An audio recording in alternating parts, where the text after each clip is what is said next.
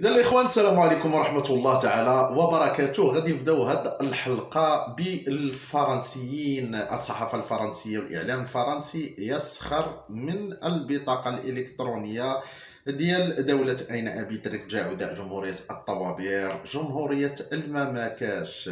غادي نتكلموا على لو موند الفرنسية اللي كتضحك على الكراغلة وكتقارنهم بالجيران ديالهم خاصة المغرب وتونس. كتقول لو موند الفرنسية بأن هالة كبيرة وضجة كبيرة بسبب وصول البطائق أو الخلاص عن طريق البطاقة الإلكترونية، شي حاجة جديدة عندهم في الجزائر. كتقول لو موند الفرنسية بأن مسؤولين كبار ووزراء حضروا لتدشين الدفع عن طريق الدفع الإلكتروني، فهذا مازال متخلفين وكتعطيهم الدق تم. وكتقارن لو موند الفرنسية ما يقع في الجزائر بالجيران خاصة المغرب وتونس، كتقول بأنهم ما زالوا متخلفين كثيرا مقارنة مع جيرانهم التوانسة والمغاربة. إذا هذه هي الجزائر الجديدة اللي تكلم عليها مجيدو السلطة. واحد الحاجة بغيت نفكر فيها بنو كرغل رغم أنهم لا يتفكرون ولا يتدبرون شيئا،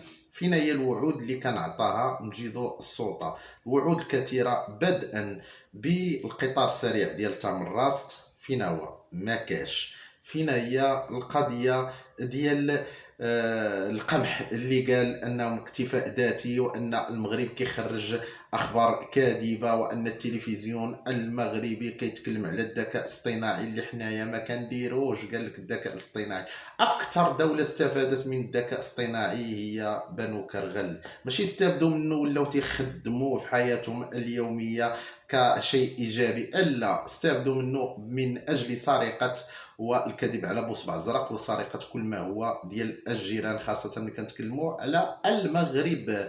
فينا هي الوعود اللي كنعطيها مجيدو السلطه ملي كنتكلموا على الكباش اللي صافي ما كاش. الكباش ما كاش غنجيبهم من برا، ولكن كيتكلم وكيقول انه غادي يجيب مليون. التناقض. ولكن بوصبع الزرق واش يمكن انه يتكلم على هذا الشيء؟ ما يقدرش. اخر الاخبار تتقول بان اكثر من 1400 ناشط على وسائل التواصل الاجتماعي اللي تم القبض عليهم في هذا رمضان. من بدايه ديال رمضان اكثر من 1400 ناشط جزائري على وسائل التواصل الاجتماعي. هادو مالهم؟ غير كيتكلم شي واحد ولا يحط شي خبر ولا يقول مثلا علاش ما كاينش البنان، علاش ما كاينش البيض، علاش هذه غاليه، علاش هذه، كيتم القبض عليه مباشره. اذا اكثر من 1400. رجعوا لمجيدو السلطه. فالقضيه ديال الدفع الالكتروني الى شنا مقارنه، ما غاديش ندير المقارنه مع المغرب لان صراحه والله لا تجوز المقارنه. مغرب السبعينات، ما غنقولش الثمانينات، مغرب السبعينات شي حاجه ديال البيض والكحل اللي كتشوفها في المسلسلات القدام ديال البيض والكحل، بحال داكشي تعيشه الجزائر او العالم الاخر الان. لان الى مشينا مثلا وشفنا بعض الفيديوهات ديالهم شاهد من اهلها، وكنا حطينا لكم فيديو سابق ديال كيفاش عندهم المحطات ديال القطارات والمحطات ديال حتى الطوبيسات والحافلات، الناقلات والحافلات كيفاش دايرين. شي حاجه مهترئه، وداكشي الزبل ترى كان ما كايناش حتى شي حاجه ادنى وابسط الامور ما كايناش. فعلاش غادي نتكلموا على الرقمنه؟ علاش غادي نتكلموا على مثلا الدفع الالكتروني ولا تي بي او؟ علاش غادي نتكلموا على شي حاجه ديال البورصه؟ علاش غادي نتكلموا؟ هذه هي الجزائر الجديده التي كان كيطبل لها بنو كرغل بوصبع زرق والرئيس ديالهم. غادي نمشيو للخبر الثاني بعيدا على بنو كرغل ولكن نفس السياق، لان الكراهيه ديال بنو كرغل نابعه من تفوق ديال المغرب، وهذاك الشيء علاش باغيين انهم يقسموا المغرب للبحث عن منفذ للاطلسي. ولكن هيهات. الطوغو تريد تطلب من المغرب الانضمام الى المشروع الملكي الاطلسي. هذه الطوغو عباد الله، تناشد وتطلب وتطالب صاحب الجلالة باش يدخل إلى هذا المشروع اللي أصبح الدول بحال العيار كلشي باغي ينضم لهذا المشروع اللي ما لقاتش كيفاش دير الجزائر، مشات لها 50 عام هباء منثورا. هنا غادي ننتقلوا في نفس السياق إلى إسبانيا وإلى صحرائنا المغربية، مدينة العيون. المطار ديال الحسن الأول اليوم كيرفض أو كيرجعوا تاني واحد 3 ديال الإسبان لأجل أنهم جايين من لاس بالماس عن طريق طائرة، نزلوا بالمطار، باقي ما نزلوش ردوا في الطيارة اللي جابتهم لانهم معاديين للوحده الترابيه. 3 ديال الاسبان، جوج منهم جوج محاميات وواحد سياسي اسباني، 3 معاديين للمملكه المغربيه. وكنعرفوا العداء منين كيجي، بنو كرغل هاك تيراشراش، ما كاين غير تيراشراش. البطائق الالكترونيه اللي ما كيخدامينش عندهم هما في بلادهم تيخدموا في اسبانيا ويخدموا في بلايص اخرين.